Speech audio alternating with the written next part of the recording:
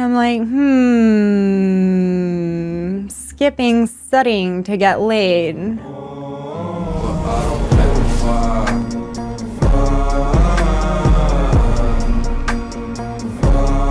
This video we're going to show you irrefutable proof that even the biggest feminists will still always go for the dominant alpha guy. Alright, so I stumbled upon this video and I was like, this is fucking epic, because it's a video of a very, very feminist YouTuber talking about a Tinder experience that she had, which really shows that despite what they may say they want a super respectful guy, they still want that dominant alpha guy, which is something I've always talked about, but this is going to be irrefutable proof. So let's listen to this. The story's going to be all over the place, but I organized it to the best of my ability, so it's going to be very streamlined. So here she's talking about a recent Tinder experience that she had.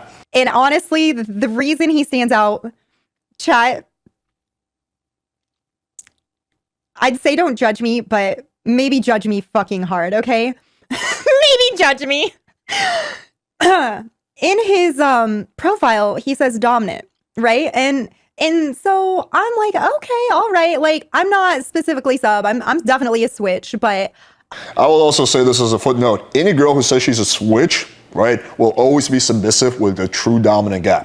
I'm like, okay, this is something I'm comfortable with, and I figure I should go with something I'm comfortable with, but it's not just the dominant part, right? I see the dominant part. My thirsty brain's like, oh, a dom, like just acknowledging he's a dom. But like my thirsty brain skips over the next two words. Any guesses? Any guesses, chat? Maybe I shouldn't. Maybe I shouldn't admit this. Anti-vax, dominant anti-vax, no. Conservative, nope. Nussy, no. Thank goodness, no. Alpha male, dominant alpha male, yep. Notice how she's laughing and smiling and nodding, right? Now, I agree, it's a little cringe to put alpha male in your Tinder bio, but you can see that, like, it fucking stuck a chord with her. Like, even though this chick is not the best looking girl in the world, I guarantee you she has thousands and thousands of options on Tinder, right? So, again, that's why it's important to stand out, and it's just very interesting that amongst all these soy boy profiles that she probably sees of guys saying things like, oh, I'm triple vaxxed and I will take you on a very nice date, the part that stood out to her is the dominant alpha male. Shit. Oh my lord. And I'm like, okay, it's fine. He had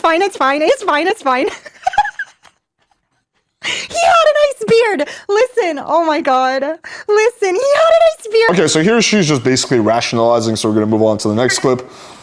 Get my bath going, and then I go to message him back, and he is like, he sends me a post-shower selfie, and I'm like, oh, because it's like here up, clearly, like, it's a little steamy, his hair is wet, again, the beard, oh god.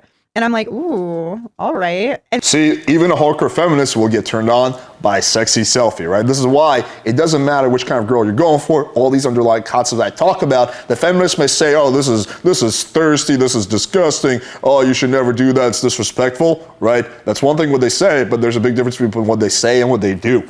And so I'm like, all right, well, I just got in the bathtub. I should send him something a little cute. And so, you know, you try to get cuddled up in the bathtub and you're like, no. So I'm like this, and then I'm like, my titties. And I have mixed feelings on this. Are any of you familiar with the free the nipple movement by chance? Maybe.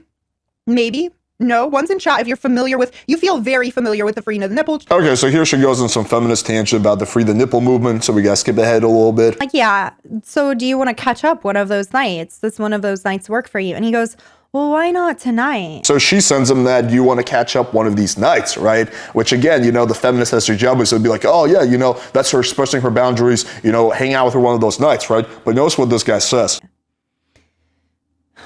And I'm like, skipping studying to get laid. Maybe. Could I betray my stream like that? Chat, can I betray you like that? I'm not sure. Should I study or should I go out? I'm sorry, I fucking betrayed you. I fucking did. I was like, all right. Yes. I'm like, I'm going. Now, do you think that guy would have gotten a date with this girl if he was just all respectful and just like, oh, hey, yeah, we can hang out whenever, and he played it really safe? Fuck no, right? The reason the guy got this date is because, again, he had Dom in his profile, he got it turned on, he sent her a sexy selfie, and when she was like trying to postpone it, he was like, let's meet up tonight. And you can see the shit literally works. It was really cringe. I was like, well, no, we'd be cutting it close. And he's like, what do you mean cutting it close? And I'm like, my very strict bedtime. And he's like, your very strict bedtime. I'm like, I don't think you understand. I wake up early in the morning to do yoga, to be good, to do yoga, to take my dog out because I have to do yoga. And if I don't do yoga and then take my dog out very early, then I don't have enough time to prepare for my stream. And I have to do yoga so I'm in a good mood for my stream. You don't understand. And I'm like, okay, Lumi, you sound like a fucking weirdo right now. Stop. Go out. Be a normal human being. So basically the point of the story is, and again, this is all over the place. She talks in massive circles, but they met up that night, right? So the guy got the date. Now I will give you guys the, the summary. They didn't have sex. A big part of that is because they smoked a lot of weed, right? And this is a mistake I used to make back in the day. I would smoke with a girl and then we're high and then I don't know, that can shake things sideways, right? So, but the guy had the potential to close if he knew game, right? And he didn't smoke a shitload of weed and he just went for the escalation, right? That would have happened, right? But you can see the basic premise of the story is feminists will say, oh, I want this and this. But literally what works and what they actually truly want is completely the opposite of what they actually say, which shows you why the dominant alpha male approach is actually always the most effective. All right, hopefully you guys found this video valuable and show us that you're an alpha dom by dominantly smashing that like button, hitting subscribe, and clicking the bell for notification. Let us know in the comments what you think about this story. Thank you for watching, and until next time.